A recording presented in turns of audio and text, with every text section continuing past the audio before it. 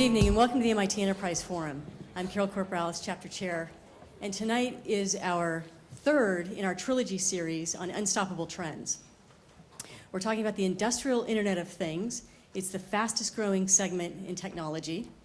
It's slated to be up to $500 billion in sales by the year 2020. And what's driving that growth largely is the increased usage and affordability of sensors, which by now have pretty much infiltrated just about every vertical market. So we've put together an exciting panel, and in hopes that it's going to spark some ideas as to how your companies might adapt to what's being called the fourth industrial revolution. Okay? So before we get started, we always like to thank our sponsors and community partners, and certainly our programs wouldn't be possible without their generosity and support. And tonight, our sponsors are ResMed, Shepherd Mullen, and National University.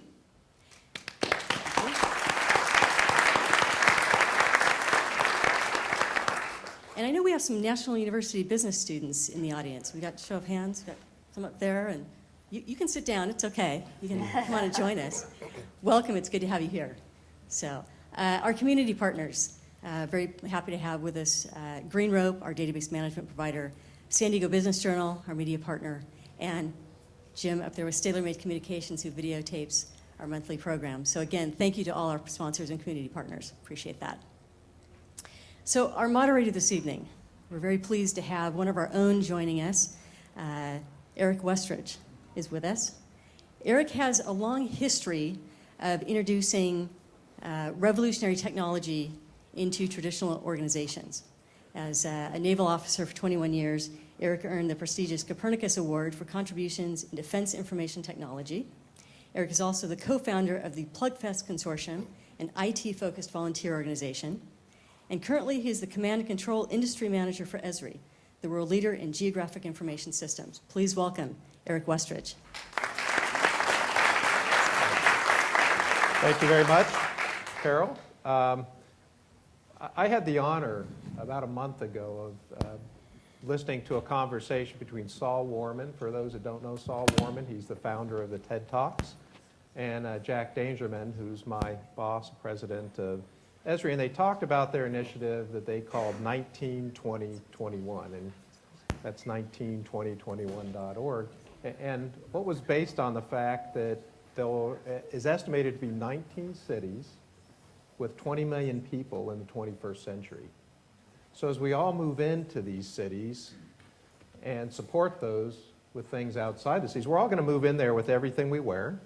We're going to move in there with everything we drive and sit on and sleep in, everything we use, and it's all going to provide information, and yet we're going to have some significant problems because I've been told that when you build a city without planning, it uses 6 or 7 times more resources and generates 6 or 7 times more waste.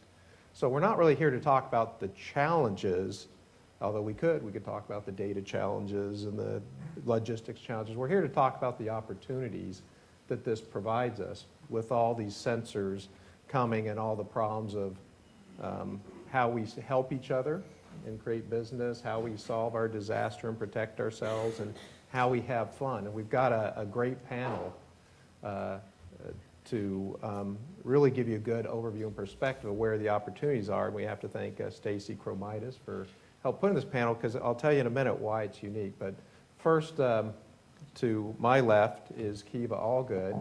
And we look at and she's going to take the first part of really the value equation. So we look for opportunity that this industrial Internet of Things get. The first thing is the demand.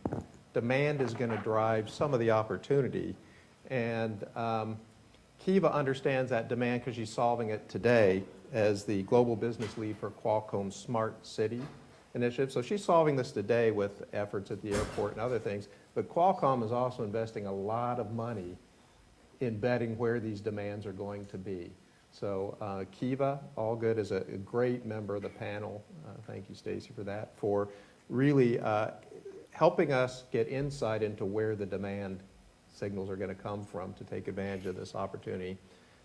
But demand signal is not enough. Part of that demand signal is going to drive the need for more and better sensors. And Dr. Todd Coleman from University of California, who's an associate professor in the bioengineering department. He has expertise not only in knowing where these sensors are coming, research, but turning these sensors into usable components and sensors, businesses themselves, which can go drive other businesses. So those sensors are going to be responsive to the demand, but the new sensors are also going to drive more demands. So we've got demands and sensors. And finally, if we've got a demand, we've got all these sensors we can play with, we have to put this in a business.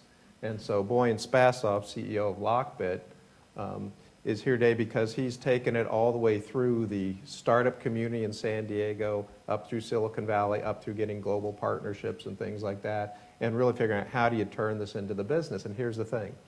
Some businesses are going to come up with some new needs for sensors or new methods of sensors, which are going to drive new demands. So these are all interrelated between the demands and the sensors as usable components and the businesses. And what makes this panel unique is every one of them could talk about any one of those. Kiva has experience with startup companies. Todd has experience turning these sensors into businesses with his students. Boyan has experience with startups. He has experience with the sensors and businesses. So all three of these could be equally good to talk about any part of that. But we're going to start by focusing really on the demand. I'm going to turn that over to Kiva Allgrid. So Kiva, look forward to hearing your thoughts. Thank you very much, Eric. So one of the questions that I get routinely is smart cities, Qualcomm, what does that mean? Why do we play in this space? As Eric mentioned, one of the key elements is just the mere fact that 50% of the population today lives in an urban environment. 70% of the population is going to live in an urban environment by 2050. So what does that mean? That means that cities are going to have to do more with less, that they're going to have to start planning for the 2 million people who are moving into San Francisco over the next 3 years. We were just talking about San Francisco. And that means there's going to be a bigger and bigger reliance and dependence on interconnectivity. And Qualcomm is an expert, echoing for some reason, expert in interconnectivity. So our solutions, whether you're talking about Bluetooth, whether you're talking about LTE, or whether you're talking about next generation 5G, are the ones that really are going to become the fabric, the underlying fabric behind all of those things. So if you were to walk into any city and look at a Wi-Fi, you can download an app on your phone that'll tell you how many Wi-Fi hotspots are in that. You would be amazed in every single corner of New York and San Francisco. And what Qualcomm is an expert at is figuring out how to make all those things work well together so that no matter how many people are at a football game or at an Indy race or watching can connect, can get the game scores, and that same thought around density is why we're very interested in smart cities. So a little bit about sensing, but really more about becoming the fabric, the connection between the citizen and the city. And we do feel that cities are going to have to rely on technology in order to get to that next level, in order to be able to really truly provide the city services. Now that's in part due to the smartphone. So Detroit's a great example. They have a pothole finder that they've launched. And that pothole finder now sends a direct email, an order. Here's that super annoying. Is that annoying you guys too? Yes. Okay. Let's. I'm going to stick it over here, even though I was told not to. Is that better? No. You don't think it's me? I have a loud voice. Can you hear me without it? All right. And that's Video. Okay. I don't know why it's echoing. Maybe it's my mouse. It's the room. Is that better? It might. No. It's still echoing? Okay. It seems you're going to hear your insides twice.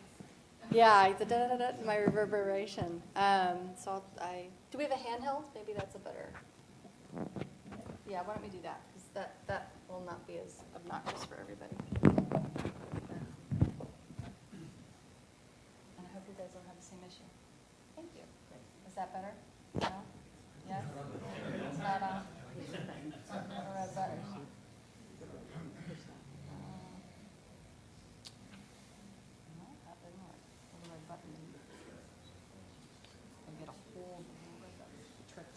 Okay, let's try that. Is that better?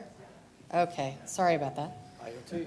IoT at its finest. So again, why is Qualcomm interested in smart cities? Because we really fundamentally do feel that connectivity is going to be that underlying fabric. So we work with municipalities and cities really on their technology plan. So most municipalities have a long-term technology plan, and so we work with them to help educate them.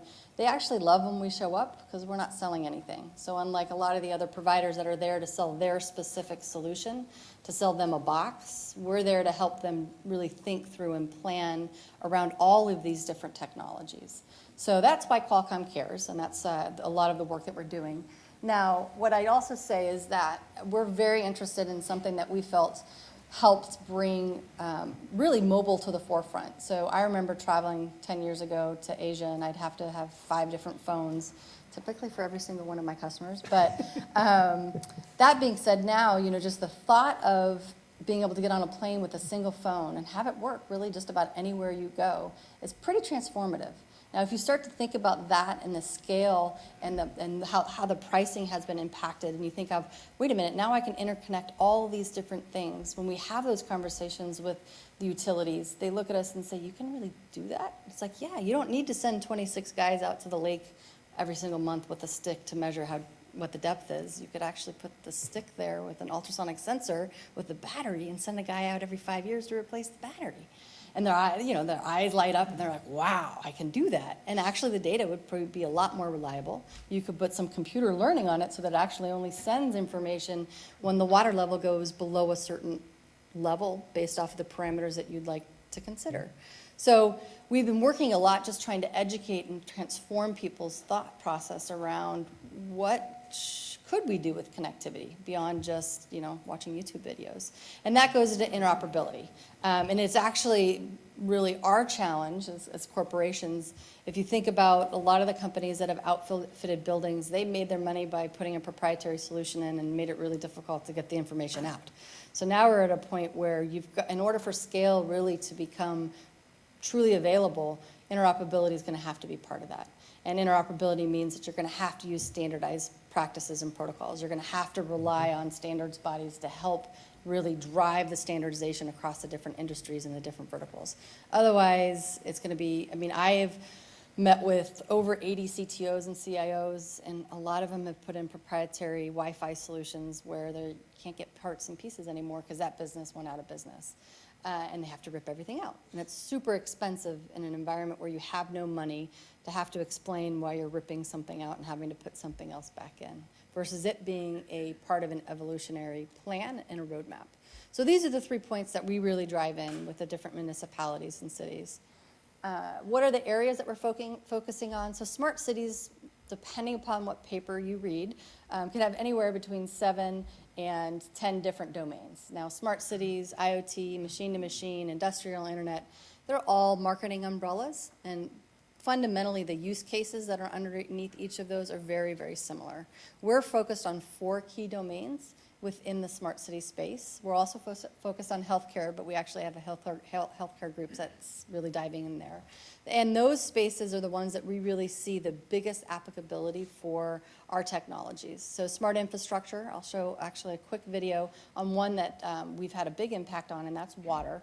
And if you think about the fact that 50% of the water never makes it to the tap from its original destination globally, in some cases it's 70%. If you were just to solve that, just the leakage and the lack of continuity, you'd actually be able to solve one of the biggest problems that we have, which is water, obviously drought in California. I'm going to show a quick video about the work that we've been doing there. And smart buildings, transportation, and smart energy. So those are the spaces that we really think that our core expertise, taking a distributed network, optimizing for capacity, optimizing for connectivity, plays a really big role. We also truly feel that, and some people at Qualcomm cringe when I say this, but it's going to be a heterogeneous network. So it's never going to be all 3G. It's never going to be all Wi-Fi. If you've got fiber, heck, use it for backhaul. But it's the optimization of how all of those networks work together that we're very good at. And that's where we work with the municipalities to really kind of shine a light on the fact that, if someone's telling you this is the only way to do it, it's probably not the case. Because each of the problems are so unique that it's typically a combination of all those things together. So, but these are our focus areas. These are the domains that we're really diving deep. We're doing a lot of proof of concepts. We did one at the airport. So probably about 6 months ago, they had a water pressure incident, which I'm sure many of you may have had in a basement if you lived in the East Coast, where a pipe burst. It flooded the airport for half a day, almost 8 hours. Well, that's not half a day, but and they had to close the airport in the Southwest terminal. Big issue because 40% of the revenues for the airport comes from Southwest. So really what happened is the coupling of city infrastructure with brand new airport infrastructure, that's where the pipe burst. So we were able to develop a very quick sensing capability leveraging a protocol we call all join, and that actually sends a notification to the maintenance guy to say, hello, pressure incident, you might want to come check on me, which you would think is a very simple thing. But the reality is actually on the Qualcomm campus, we've had the exact same incident in 3 of our buildings. So the more people we talk to, they're like, oh yeah, we had this huge leak and no one knew because it happened over the weekend. And that actually costs millions of dollars to fix. So, you know, a simple sensor and sensor system with a gateway and a protocol back actually can solve that. So we kind of call it over the top or cloud SCADA, but we're working on a lot of different projects. We just did one at UCSD with Byron. So we're really excited about the fact that we can collaborate with different entities in that space. So the video I'm going to show you is all about collaboration. We also had to recognize as Qualcomm that we're really good at the distributed piece of things, but we know nothing about water. So we've selected a partner who is actually world-renowned, and they run 200 municipalities in water. And by working with them, we've been able to develop a reference design for several different products that we're now transitioning over to manufacturing. And the only way we were able to come up with the algorithms and really get to understand the space is by collaborating with the people who are experts. So the video is just 30 seconds, not too long. The type of changes we're proposing are to take existing sensors and make them smarter. Traditionally, water is delivered to reservoirs and rivers through natural runoff. From there, is piped to water treatment plants. Challenges along the way are leaks, quality, and the cost to deliver the water. The technology implemented helps identify these problems before they become large and even pose a danger to public health. So that's an example. We actually have an implementation in Cincinnati who's been a fantastic partner. They're forward-thinking when it comes to water and water utilities. And we also have implemented it in Saipan. So in Saipan, the reality is most families only get to turn the water on for 2 hours a day. So that's very limiting from the standpoint of doing laundry, taking a bath.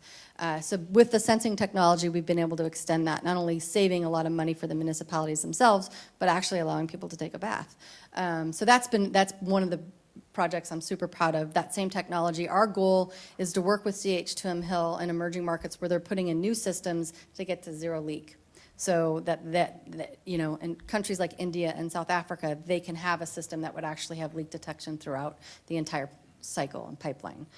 So that leads me to the last thing I just wanted to touch on, which is really reimagining infrastructure. So a lot of the work that we have been doing is helping municipalities understand that infrastructure is something that they know this, but it's gonna be there for 15 years.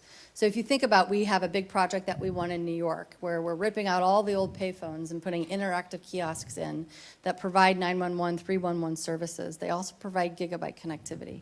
So if you think about one of the big issues in New York is giving access to people who can't afford connectivity. So these will be throughout all 5 boroughs. But the thought is, instead of just replacing a payphone, which nobody ever really uses except for maybe to pick it up and hit somebody with, why not put the other city services there? So now if you're an elderly person, you can walk to the corner and download books on your Kindle that you've taken from the library and be able to get a lot of the city services that you wouldn't necessarily be able to.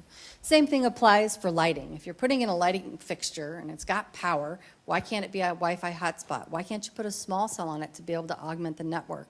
What about putting in city services? What about sustainability pieces? What about, in China, for example, environmental and pollution control so you can remap vehicles so you don't have the same pocketing effect with pollution?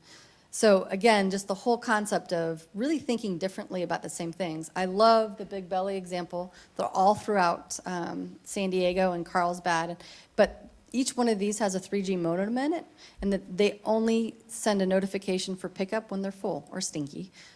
So one of the two things. But they also have trash compactors in it. So you think about, okay, yeah, really, transformation. trash, not a big deal, but they keep the critters out. So if you're talking about keeping animals away, good idea. And then last but not least, parking meters, they also let the police know when someone's been there and hasn't paid, but that's not one we highlight. So, sorry. But again, it's all around transformation of current infrastructure and really reimagining the possible and really rethinking what you can use connectivity and what problems that can help cities solve. So that's the role that I play within Qualcomm. It is around creating demand, but it's also around creating solutions. The technology exists. Now it's just helping people really think through how they can leverage it. So Thank you, Kiva. you're welcome. So what we found is that a lot of the opportunities are just that we're going to have to live together. We're getting more of us together, and there's a lot of things we need to do to just make things work together. So if you're looking for an opportunity, that's part of it. And one thing that Kiva talked about over and over was sensor, sensor, sensor. So Dr. Todd, tell. If you don't mind, I'm going to Where- stand up. Where are sensors coming from? Yes, Make sir. sure you stay in the light for the video, though. All right. Yeah, Can you right see me here? front. All right. So I don't think that's the starting slide. Okay.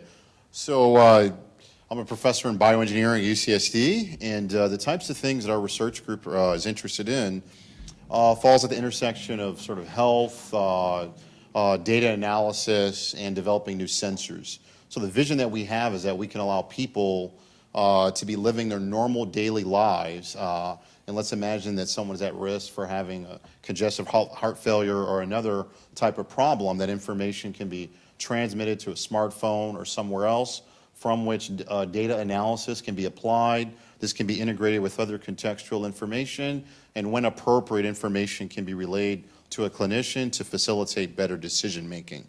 So this is the high-level theme of what we do in our research group. And I want to share with you how we got interested in this vision. It started with, since I'm at, this is an MIT forum, I did my graduate studies at MIT, and so the starting point was sort of this analytics story, and my PhD advisor, Muriel Medard, trained me in that, and it turns out that a lot of the applied math that we used was really to design systems for Qualcomm. So I was trained in the same laboratory where Erwin Jacobs did his PhD and where he was a professor at MIT. But Muriel gave me some of the best advice in my career, which was to do a postdoctoral study in something wildly different. So I went on to work with a gentleman that you see here, Emory Brown, who's an anesthesiologist and also a professor at MIT, and he studies neuroscience, anesthesia, and the effect that it has on the brain. So I was able to translate all of this applied math and analytics and point these guns towards medicine and neuroscience.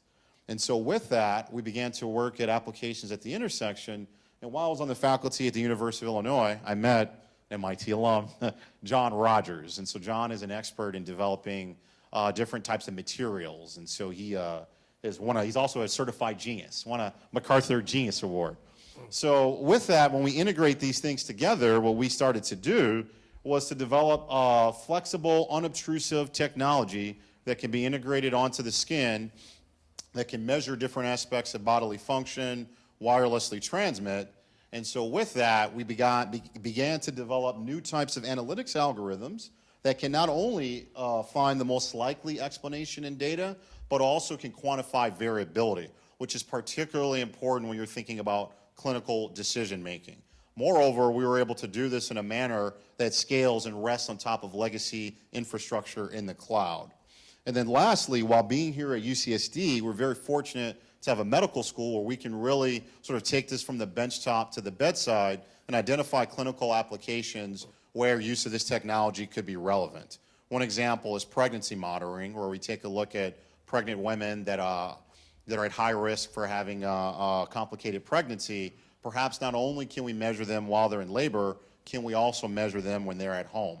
Also, if we think about women in the developing world, where in many parts of the world there's more smartphones than there is running water, we can take this technology and a midwife can take that, relay it to a doctor 1,000 miles away. So we're doing active clinical studies, validating our technology as compared to the state of the art.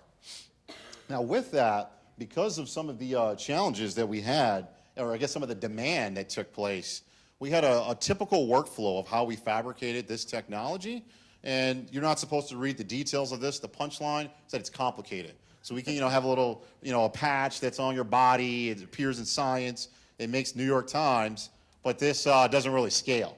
So we got uninterested in this. So the gentleman sitting in the audience, Day, stand up.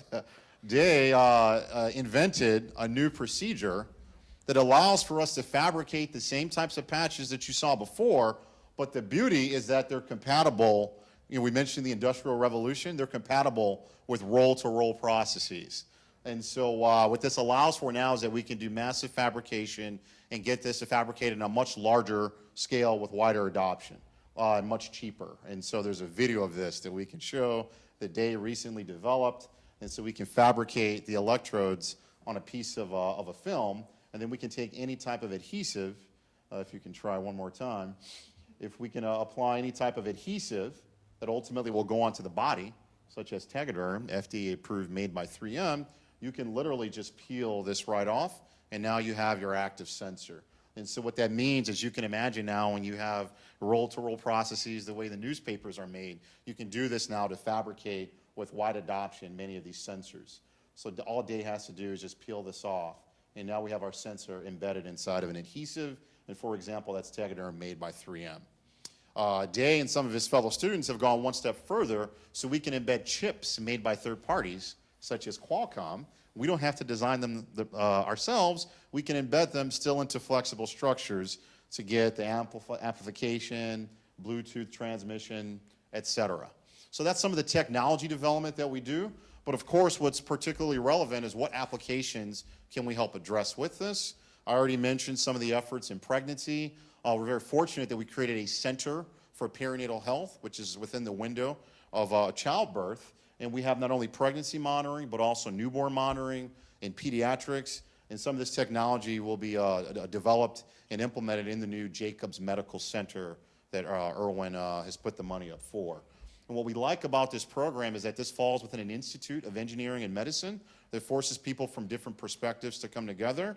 Engineers and clinicians have to work together, identify problems, and come up with solutions. So I'll provide to you one example of that, which what I start with is what I call trickle-down innovation. And what I mean by this is that innovation in medicine, as well as in technology, starts by focusing on adults. We take a look at what subset of that works, apply it to children. We take a subset of that which works and apply it to newborn babies. But it's not that often that we develop new practices of medicine, we innovate, or in terms of technology for arguably our most vulnerable patient population. So here's a picture, just as an example, of our collaborator, Dr. Harbert, who is a neonatal neurologist. And as we all know, 10% of all babies born are born premature, irrespective of the developing world or the developed world. And if a baby is born premature, it turns out it's at a much higher risk to have brain injury. And if this brain injury goes untreated, it can lead to long-term cognitive impairment, epilepsy, in some situations, death. So MJ is one of about 30 people in the world that has an expertise as a neurologist in newborn babies. So there's a big unmet need to treat these newborn babies because we can reduce cognitive impairment. Now the challenge is that she needs to be monitoring these babies all the time because a lot of the seizures that they have, it turns out, are subclinical, meaning that there's no overt behavioral response. There is no crazy jerks in your behavior. And in order to determine if her medical procedures are working, such as cooling down the core body temperature or applying a certain type of drug, she needs to be measuring the electrical rhythms of the brain, the EEG. If you look at that picture, that baby doesn't look happy. And of course, that baby's not happy because he's got that big shower cap on his head. But we also have to remember that they have to scrub the skin and apply gel to put this onto the babies. That process of scrubbing the skin, especially for a premature baby, can damage the skin, can lead to abscess, some situations death.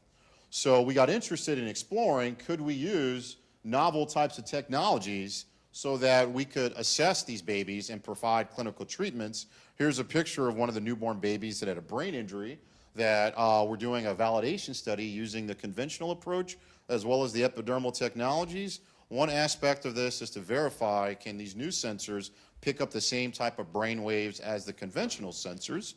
But as I mentioned, what's also crucially important is determining the effect on the skin. So the red arrow is where the conventional electrodes were. You can see some redness from the chafing of the skin.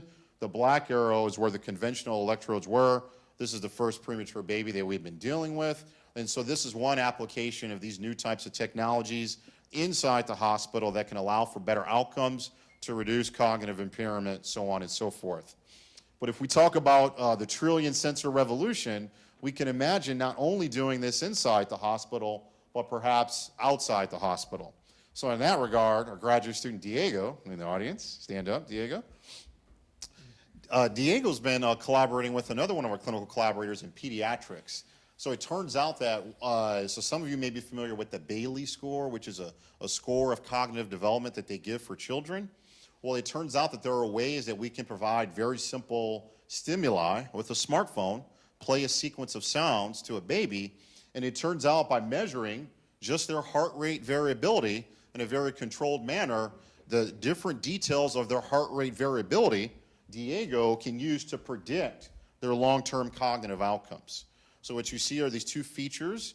Blue features correspond to babies that are normal, and red corresponds to delayed, meaning that they have some aspect of cognitive impairment as labeled with this Bailey score, which is behavioral, which requires psychologists, which is very subjective, takes a long period of time, but most importantly, only gets done much later on in life.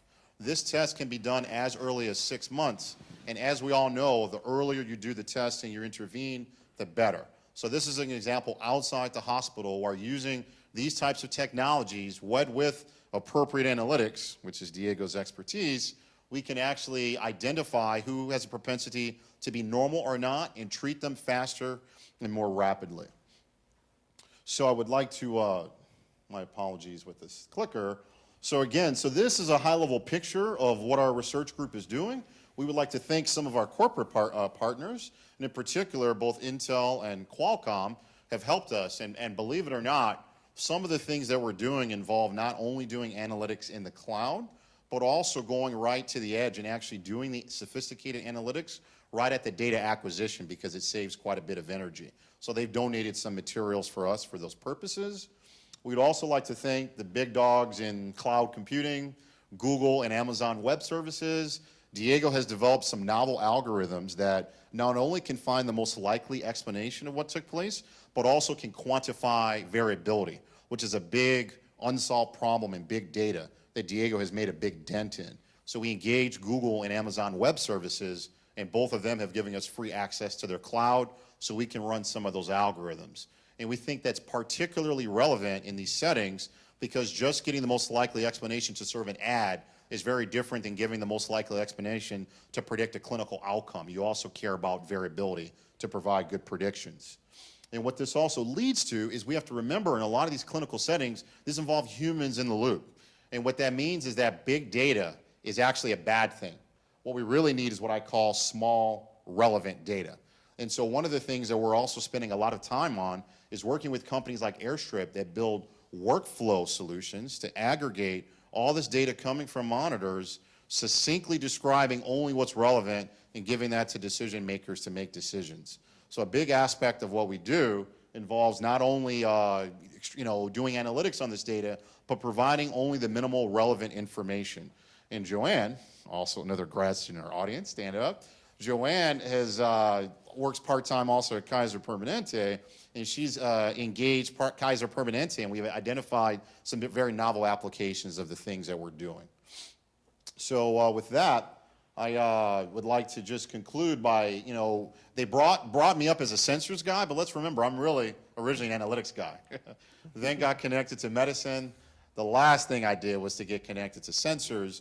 And the analogy I like to give to everyone, people get so excited about, the Internet of Things, is if you give Pablo Picasso 3 dull paintbrushes, he's going to make a masterpiece. And if you give a novice painter 3 sophisticated paintbrushes, the painting he's still going to make is going to be nonsense. So it's particularly important that we focus on what painting are we trying to make and use paintbrushes as necessary and make sure that we're being good painters before we focus too much on the technology. Along those lines, there's a variety of applications that we decided not to pursue that are not appropriate, but here's just a list of a few others that we're doing in partnership with clinicians. And The last thing I briefly wanted to speak to is another application of the Internet of Things outside the scope of what we're doing, but what I think is particularly exciting and interesting. So there's a company called Sharpshooter that a buddy of mine that I went to college with, then went on to Harvard Business School, a smart guy, when I was at MIT. He's a vice president of this company. And basically what they do is they put sensors on top of a bunch of buildings. And when a gunshot is fired, those sensors can triangulate exactly where the gun was fired. And then they can turn around within 30 seconds, drop a pin on Google Maps and notify the police authorities where that took place. And why I get very excited about this is that we can use the Internet of Things to really benefit communities. So if we take a look at an underserved community, some people are frustrated because when they call the cops about a gun being fired, the cops never respond. Well, if you have something like this in the cities, this holds the cops more responsible because this data is publicly available. On the flip side, if people get frustrated that the cops are always doing stop and frisk or they're engaging them too much in their communities, the cops can say, well, wait a minute, look at this data, look at how often shots are being fired here. So it allows for communities and all the organizations to engage in more trust, be more efficient, and ultimately allow everyone to live better lives. So this is just one example of the Internet of Things that really motivates me because of the benefit to communities. Thank you. Thank you, Todd. So more sensors that measure new things, employed different ways, even on your body, everywhere, and doing the analytics and making sense of things right at the sensor level. But eventually we have to take all this stuff and turn it into businesses so we can roll it at the markets, develop supply chains, do all that. So with that, Boyan, tell us about how do you get this into a business? Doesn't mind if I stand up, do you? Gonna take your lead on this. So one of the very interesting things that I think both my peers here touched on is this thing's gonna be an internet. We're calling it the Internet of Things. So what's really gonna help this thing succeed is openness. Interoperability, I believe is the word you used. These sensors need to be accessed by outside systems. And really there's gonna be three layers in this Internet of Things. There's gonna be the component guys, like the Qualcomms, the Intels, the Marvells or MediaTeks. Then there's gonna be the OEMs, the guys who make the devices. And where the third layer, where we play in, is really gonna be the application layer. And what do I mean by that? The application layer is a layer where you can actually take all that data independent of the networking protocols. There's about 5 of them that are competing right now, independent of the actual manufacturer, and actually create value. So one of the things we did is we really looked at the Internet of Things and said, okay, well, where is the benefit today? It's great to be able to, talk about all the benefits in medicine and wearables, but I'm sorry, I hope I don't strike a bad point with you guys, but I believe that wearables currently don't have enough value because my phone can do a lot of the things that a wearable already can. The same thing when it comes to the big cities. You have a very embedded system there with the IBMs, the Qualcomms, is really hard to penetrate. When it comes to the consumer, people just don't know how to implement these things. Home automation, it's very difficult. It's very difficult to do. I run an Internet of Things company, and I have trouble automating my own home. So that's a problem. Then you start to really look at where are some of the other things, like hyper-industrial automation, which is the theme of this conversation here. Hyper-industrial automation is very specified and it's very hard to scale. You got the Siemens of the world. You have the very concentrated companies. But really where the Internet of Things, I believe, or at least our company believes, we're going to be able to make an initial penetration is enterprise. What is enterprise? Hotels, grocery stores, businesses where there's a bottom line that there's been problems that have not been solved for a long time, and they never have had a solution. One of the underlying problems that all businesses have is energy. We talked about smart cities. You go to a consumer and tell them you're going to save them 10% of their energy bill. They said, so what? That's 2 lattes. You go to an enterprise and tell them you save 10% of their energy bill. Oh, wait, that's hundreds of thousands of millions of dollars. Okay, I'll listen. So when it comes to Internet of Things and what I believe the value is going to be is how do you take this and actually create benefit out of it and turn it into a business? So we've been fortunate enough to have early investors just Panasonic and angel investors and groups in Silicon Valley and here and locally where we've been able to implement this. And what we did is we went after the bigger companies that have a lot of these assets. Think about a grocery store, one of our example clients. It's a horrible business. Grocery business is the worst business you can be in. Your margins are 1.5%, but your cost of energy is 1.6%. A 10% decrease in energy means a 10% increase in profits. 10% increase in profits is huge borrowing power for a grocery store. So we signed a conglomerate that owns many grocery stores, 7-Elevens, and other assets like that. So to kind of segue it away before I get into the specific examples, I do agree. The problem with the Internet of Things is you're drinking out of a fire hose. By the way, I want Nate to stand up. He's our CIO. He's here in the audience. He has a hat. So one of the problems that Nate and I run into all day is like, okay, we're drinking out of this fire hose. We have all these devices, and depending on if Qualcomm makes them or an OEM makes them, and how do we know what data we get is the data we need? And then how do we, and I think you touched on this very, very accurately, is how do we take that data and actually choose the right data to present to the client? We can't just have that little thing spinning, just waiting for us to crunch all that data every single time. So it really takes a lot of reorganization and a lot of crunching and preset systems to be able to take that fire hose, decrease it, crunch it, organize it, and then deliver it to the client. And then it gets even further. How do you take that data and actually react in real time? Because analyzing the data is one thing, but making decisions on the data is how you create the efficiencies. So in reality, what I believe the Internet of Things is going to do is it's going to improve our lives. It's going to allow us to become quicker, more efficient, create better environments, prevent environmental problems, which I'll get into in a second. And so once we do that and we concentrate, because unfortunately as a startup, well, we're out of a little bit of a startup stage now, but we can't just go and say, hey, look, the Internet of Things, we're going to do everything. We're going to do sensors for medical, we're going to do sensors for cities, we're going to do sensors for this. We have to pick a specific area where we can sell on benefit and on a premium. So that's why we went after enterprise. And then what we did is once we did that, and I kind of want to continue because my presentation is so much on the technical side, but when we did that is then we got the big OEMs to move. So Panasonic chose as one of their IoT platforms. What does that mean? You look at a company like Panasonic, they make everything. I don't think most people realize, I'm sure Qualcomm does, realize how many things Panasonic makes. You guys ever seen a Tesla?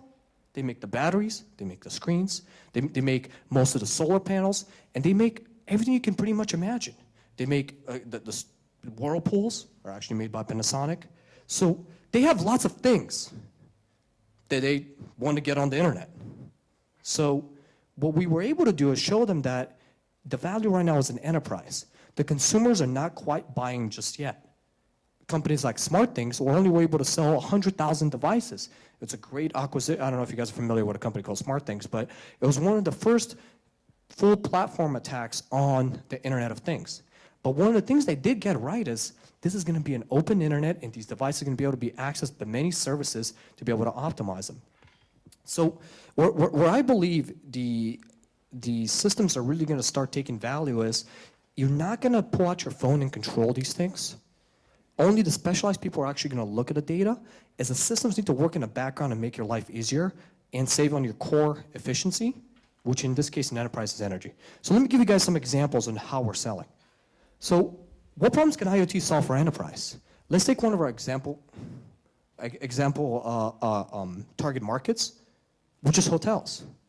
Why do we go after hotels? It wasn't just because we want to just, hey, look, hotels, let's go. You know, we have a good penetration, go after it. A hotel is a perfect petri dish for a company like ours. A hotel is a home, it's an office, it's retail, has operations, it has spas, it has gyms, it has many different aspects that we can, it's a mini city. That's what it is. And then not only is a hotel a mini city, it has a very good measuring stick. It's called revenue per available room. So when we went to the hotels, we saw something called an ROI, which is, I'm sure you guys are familiar with it. It's a return on investment. And we build many different ROIs for them. One of the first ROIs is to make the hotel more marketable, allowing you to fully automate the room. This is nice because we can really go and help the hotel look ahead of times. Same thing like how they introduced on demand. This allows them to look, hey, look, this is your living room of the future. But also at the same time, it gets really creepy. I'll tell you why. I can tell you if you're sleeping in your room without a camera. Now, you also got to consider this data is very private, and that's what this industry, I don't believe, is going to be supported by advertising the same way that the traditional content-based internet has been supported, but it's going to get supported by how do you understand how do you optimize this. Now, knowing that you're in a room is beneficial to the hotel. When to send out the maids. Is there a problem? Another thing that we do, so you guys are familiar with the Hard Rock downtown San Diego. It's a big party hotel. They have a huge problem they've never had a solution to. It's a $250,000 a year problem. A bunch of kids go to the hotel, get drunk, and flood the rooms. That flooding costs them $250,000 in insurance deductibles.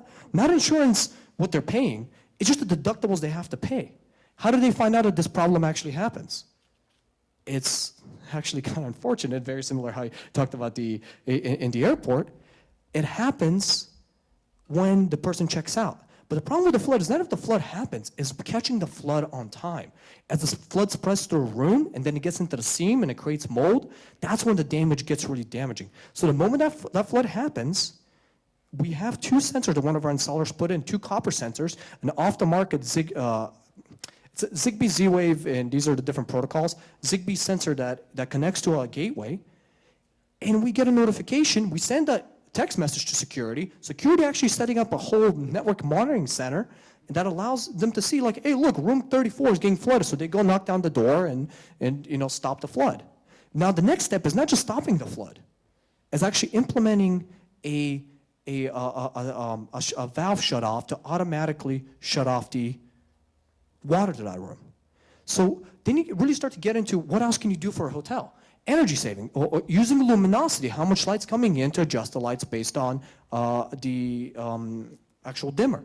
Also using that to react on demand. We connect to a smart meter. We're lucky to be in San Diego because Sempra is probably one of the most advanced energy companies in the world, and we can connect to a smart meter and get that demand in real time. We try to push out the energy, and then at the same time we try to decrease the spikes. We can A/B the lights. We can turn down the thermostats.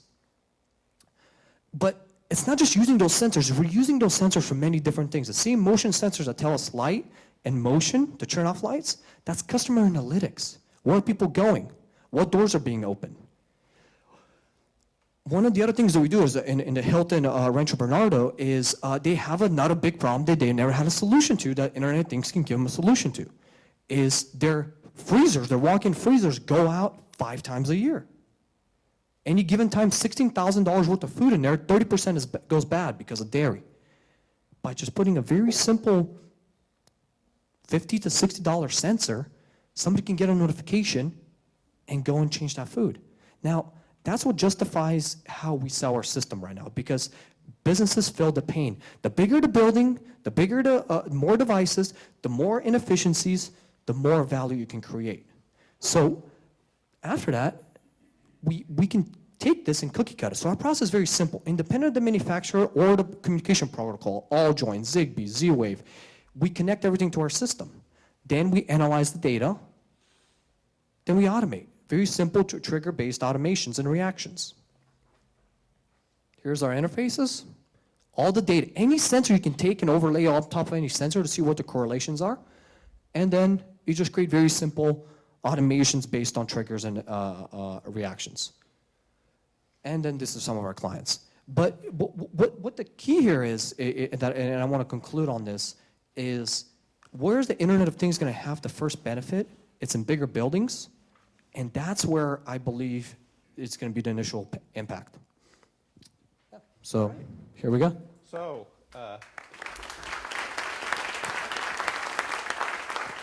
student come get the mic? So I get the honor of asking the first question. If you want to ask the second question, raise your hand and they'll bring you the mic. So what we're seeing is the biggest pain points get addressed first because that's where the money is, which makes it smoother, that people get it, that once it gets smooth, we get it in the smaller things and consumer. So we've been talking about demand with sensors in businesses. So my first question for you is, new demand, new sensors, new businesses, same network. how do we start benefiting from what we have with the network we have right now? And the second part is, where does the network go? Where's the network going to go to adapt to the new? Where's that opportunity? I can answer this. Hello?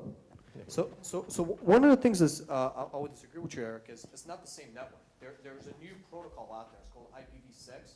That's really going to allow for us to, can you guys hear me fine? Huh? Go. So there's, the nice thing about what's really happened in Internet of Things is there's a lot of technologies that came out that are enabling it, such as real-time services node, IPv6, the browsers and the systems are in place there that allow us to really create this data flow all the way from the bottom of the device all the way up to the cloud, and also cloud computing virtualization as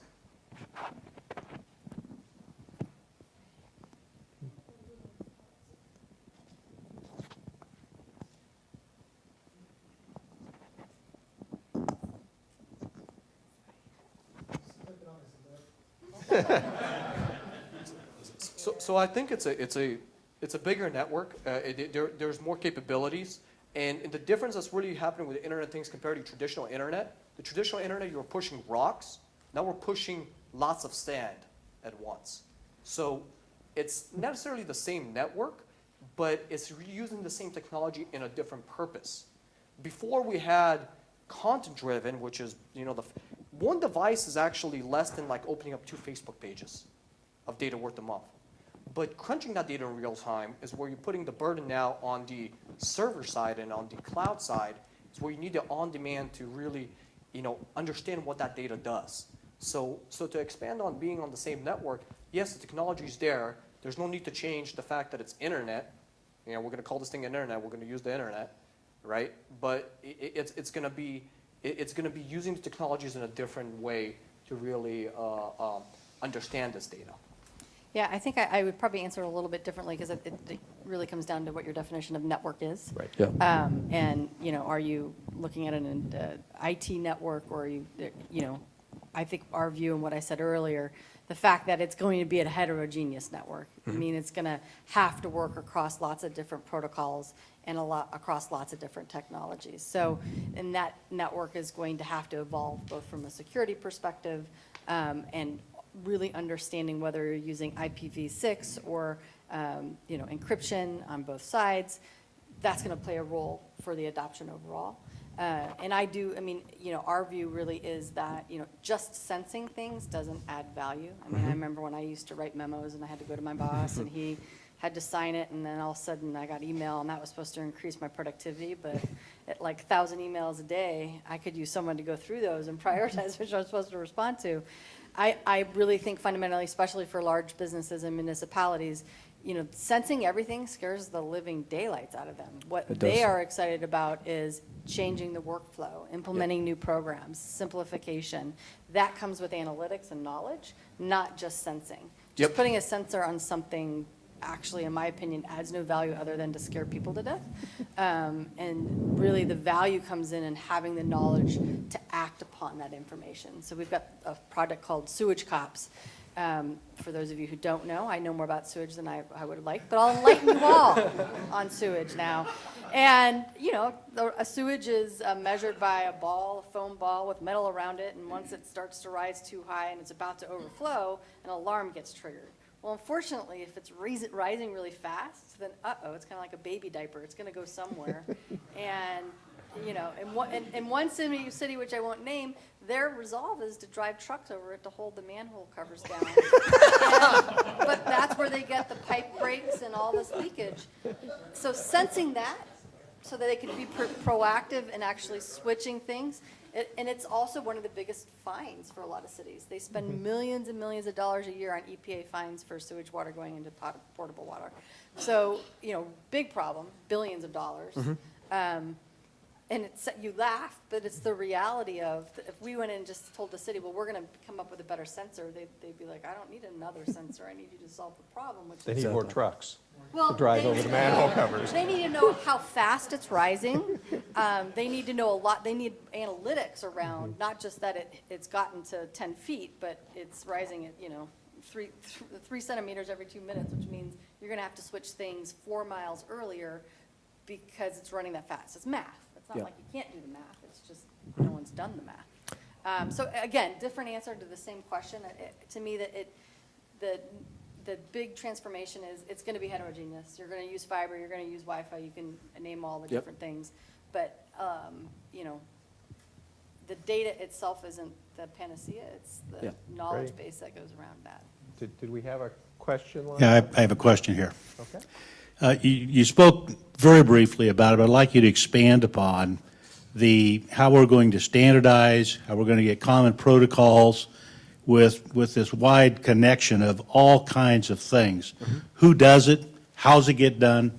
And what kind of the status of standardization and common protocols today? Again, I think that's one of those things where IEEE, 3GPP, those things take a while. I think we're starting to see some consolidation in the industry around the Internet of Things, around Alljoin and a couple other. It's a recognition of the fact that also business models are going to have to change. So in my humble opinion, I actually think it's going to take the industry to really think about how they could make more money if they move in the same direction collectively. So instead of creating, APIs that only that provider can give access to, they have open APIs, and they come up with other monetization models. But that's going to take a long time, because there's some companies out there that they still make billions of dollars today putting in SCADA systems that nobody else can access. Or they'll give you access to the first layer of data, but really the actionable stuff is layer 5 and 6, and then they charge you another $20,000 to get access to those. So it's going to actually take, I think, the companies and corporations to rethink their business models into analytics and doing things like you guys are doing in order for that transformation to occur. How And about that's the gonna take medical time. side, Todd? Anything there for the standards and making that work together?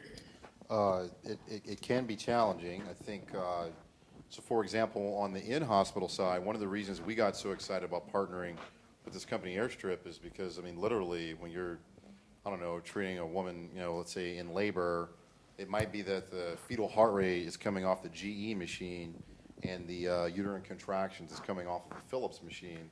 And you can't integrate that data. They have their own proprietary algorithms, their own proprietary standards. It's a huge pain in the neck if you wanted to create your own workflow to adapt more rapidly to mobilize that information. So the best solution right now, at least, is to partner with companies who have bullied Philips and GE into giving them the raw data and mobilizing it. So that's why we got so excited with Airstrip. I would love to see the day where, as you said, GE and Philips and everyone else agreed upon a standard and a protocol, because in the end, everyone can win. The good news, at least, is that Airstrip now, when GE sells a machine, they advertise Airstrip, if you want to get that too. So I think they're beginning to realize the added benefit of that, and hopefully with time, everything comes together. Now, on the outside of the hospital side, everything primarily is transmitted over Bluetooth and everything else.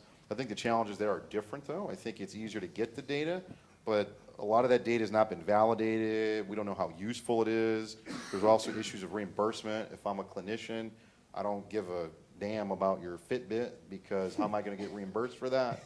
Unless you think about very specific situations where maybe you had a cardiac procedure because of the Affordable Care Act. I want to make sure that you don't get readmitted to the hospital pretty fast. So for the next 72 hours, maybe I have you wear this device. I trust the device to call you and check in on you. I think that's how we can evolve towards really doctors monitoring patients at home. But right now, all the Fitbit stuff and all that is kind of a fad.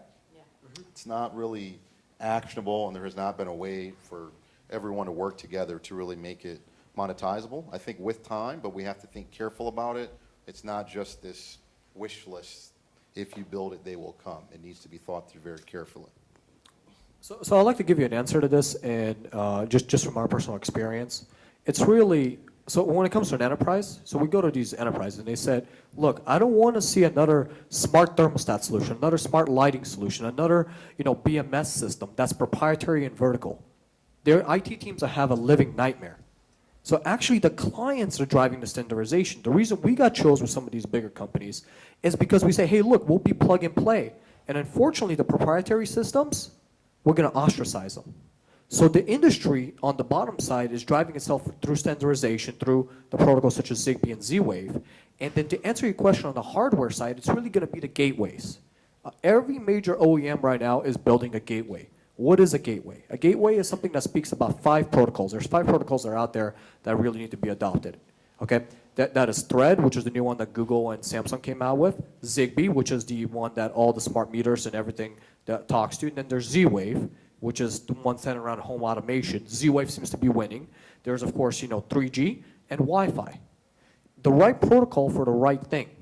Zigbee and Z-Wave are never going to be able to push video data. But Wi-Fi, or like a protocol like DEC that Panasonic uses, will be able to. So as the gateways is where the standardization is going to happen, the same way it happened with the routers. I wish that Cisco will get on board, but that's not happening. But that's where that standardization that there's going to happen. On the building level, it's already these devices can talk to each other, just getting it up to the web. The unifying protocol is going to be IP.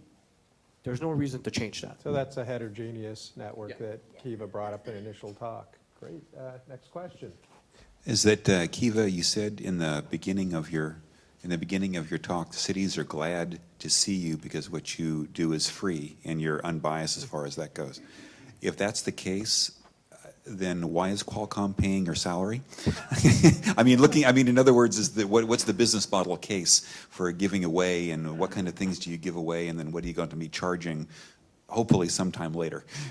Well, I'm not a philanthropy, nor is my team, but we don't sell end product, so our focus is really on creating demand for product. So we've helped a lot of like Big Belly Solar and others win contracts. We also spend a lot of time influencing the RFIs and RFP process so that they are fully vetted, that they're not a specific technology. So we do 3 things. We create demand for our current portfolios and current products by understanding where those use cases can be applied. So the ultrasonic sensor is a great example, helping the city understand, hey, you could put this there and augment it. So that created pool for a product that already existed.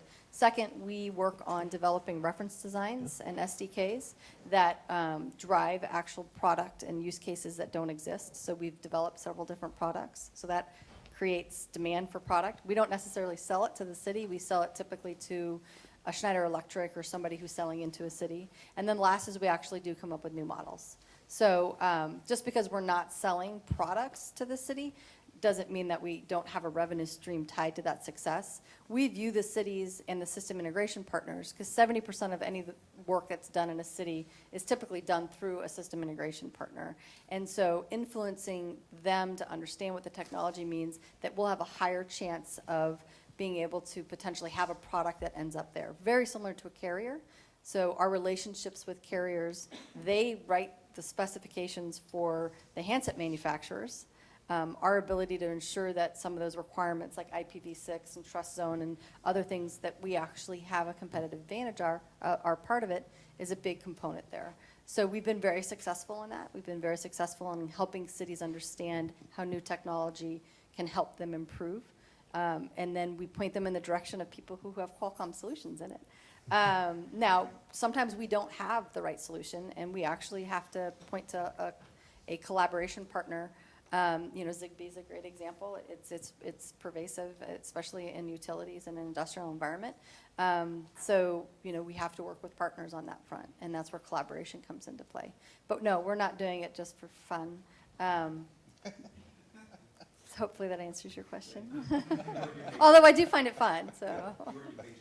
I just did, yeah. Next question. In deference to our moderator, I would say that one person's opportunities is another person's challenges and vice versa. So I'm going to talk a little bit for a second about the back end of the Internet of Things. Data storage continues to proliferate at unbelievable scales. and it has become somewhat unmanageable as we speak. The Internet of Things is going to add a tremendous amount of data to the data storage implications. So especially Boyan and Kiva, I'd like your impressions on how that end of it becomes affordable while the rest of it becomes affordable. So this is great, and the fact is, I was just having this conversation with Nate earlier. He's right over there, the guy with the hat. So one of the things is, when it comes to this data, is pre-sorting it and deep freezing it. I don't know how familiar you are with some of the cloud architectures that are out there. We do object storage. Yeah, so perfect. Yeah, so this data is flat, right? Not one thing is the same as the other thing. It's like not one website is the same as the other website. It's just in very simplified terms. So this is flat data, right? This is object store data. Is reorganizing and map reducing it and moving the pieces you need to be able to access, and it's not just the storage, but accessing, and the I/O of it is also very important. And I see you shaking your head, so you know exactly the problems we're going through. It is really being smart about how you store it and what to store. So one of the problems we have right now, let me give you a more specific example, is the energy meters. They give us a reading. What was it, Nate? Like 3 to 4 times a second, or millis? It was something insane like that. 3 to 4 seconds. 3 to 4 a second. Per meter. Yeah. We don't need that much data. We only need maybe every second to 2 seconds. And the difference about what we've done in our system is, our whole platform is designed as everything is flat.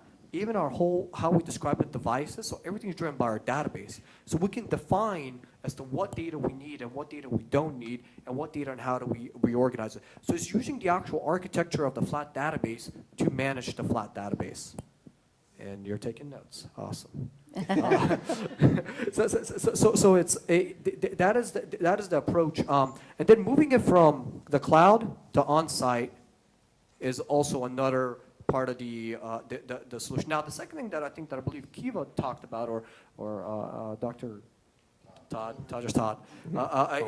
is also the edge. The edge is very important, and we've thought about this. How do you make a distributed system where you can push that intelligence from the cloud down to the edge and do some of the pre-computing on the edge, but make sure when it comes back to you, the cloud is actually what you need? We don't want to do the edge. We don't want to do the transport layer, but our OEMs are making us do it. And what we've realized is that when we get down on the edge, there's also another advantage. Not so much about the data storage, it's also about the latency. Every single time that event hits our system, and we have to figure out what that event does and what automation goes with it, we create a latency and not a real-time effect. So it's near real-time.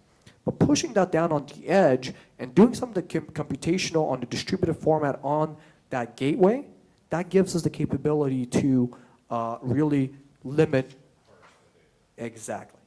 Yeah. If I can interject for just 1 second, I was going to say, I think there's a great opportunity to develop clever ways to be smart about what data to acquire, what's the minimal amount of data to acquire, where should the intelligence be placed. And so these are really important questions that we are spending a lot of time thinking about, broadly speaking, such that, it in some sense puts you out of business. Right? Yeah, I mean, I think from our perspective, the edge capability and edge component is super important. So, in the end, you shouldn't, the normalization should happen on the edge to begin with. And then that normalized data, whether it's informed based off of an algorithm there or something, only a portion of that would be sent to the cloud for an aggregate normalization, which could be against certain specific use cases or certain outcomes that you're trying to track. Are we still not necessarily talking, though, about amounts of data that the current types of infrastructures are going to have a really hard time handling? Well, and I think, again, that goes back to understanding and architecting, again, forward thinking. That's why when people say, hey, what about fiber? It's awesome. In the end, though, the way that you look at consolidation, and gateways are going to play a big portion of that. But you can collect a lot of information and have some sub-processing. We have a great partner, OSI Soft, who's in a lot of utilities. They have 500 APIs that they've got to manage back into every partner they've already mentioned over here, and just maintaining those. Now, what if you actually maintain those on a gateway and a cloud, and that they became really time updated, datable, versus it having to be resident either on the device or only in the cloud? But getting integrated into a lot of the back-end systems and the SCADA management, it's going to take time. And I think actually AWS has done a great job with regard to their open data initiatives, and also Argonne Labs in Chicago, and the data analytics, the work by Charlotte Cutlett there is superb. So they've got some really good work on really what does it mean to normalize, and how does that work? I think normalization and edge computing will actually help solve that So problem. we've got time for maybe 1 or 2 questions. Okay. So I'm going to ask a question, but I want to let you know the perspective that I'm asking the question from before I ask it. So I run a government cybersecurity company and a commercial cybersecurity company. I'm a battalion chief in the fire service that just helped create a new center at UCSD on the Internet of Things. I know you, Boyan, and I know you, Todd, and I love the work that you're doing. I know Eric. Qualcomm's actually helping us in this new center at UCSD, so it's really cool. And I've spent several decades in the intelligence industry, so I'm kind of understanding what the threats are. I share all that with you because today it's very difficult to secure things. We're already getting beaten to death, and the numbers are just staggering, and they're still rising like crazy. Having spoken with some of you before, I'd like you to share your perspective on, as this just explodes, and I'm very excited about it, as the Internet of Things explodes, how are you going to address security? I mean, already today we have spoofers that are out there saying, hey, all this Twitter traffic's going here. It's not real. It's all spoofed. So there's a tremendous amount of investment, technology, and rise on the hacker side, and yet there's a real stress on financial and understanding on the company's side. So how are you guys going to address and resolve that issue? You want me to? It's a big issue. Not to trivialize it. I mean, I think, you know, from a Qualcomm perspective, we have a government group as well, as I'm sure you know, and I know the support we've been providing on a couple different projects. I think you have mission critical, and I'd say a lot of the work that I'm doing is in that space. Water utilities definitely consider themselves mission critical, contamination, but I could find my way into a water system a lot easier in today's construction. And the thought that just because you have databases on site, that solves the problem, I actually think opens us up to more risk. So we're working very closely with them so that they understand the security capabilities. You know, there's both the Azure platform and the AWS.gov with our ITAR and other constraints actually would be more secure than the stuff that's out there today. So I think we're gonna have to lean forward and really look at what requirements have been set. And in a lot of instances, we actually step it up a little bit further. But I also think that the edge computing capability and component of it does help, because you can put containers around it. And I think our security team is one of the best, but they're always looking for new threats and new opportunities. So I like to call it, you know, authentication, or the metadata certification needs to be just as rock solid on things as it is on thumbprints and active work. I have three brothers and a brother-in-law in the military, all working on a lot of, three pilots actually, and they're doing a lot of the drone stuff, and every time they come to my house, he's got to do his little thumbprint thing, but you know, 5 people could hack into that the next day, and so I don't think you're ever secure, so I don't think we'll ever stop looking at it, but we are trying to make sure that we're doing it vertical by vertical and use case by use case, because the threats are very, very different in each of them. So, Quick comment? Well, I was hoping that, you know, this would have been an IoT talk where we didn't have to address security, but this is... So one of the creepy things about IoT is if somebody tricks my server or that device, or vice versa, if somebody tricks Nate's server, our server, Qualcomm server, and it's talking to another thing, then they got control of your building. You know, that's a big problem. If I can unlock your doors and flip on the lights and turn on the water, I mean, that could create a huge problem, especially for enterprises.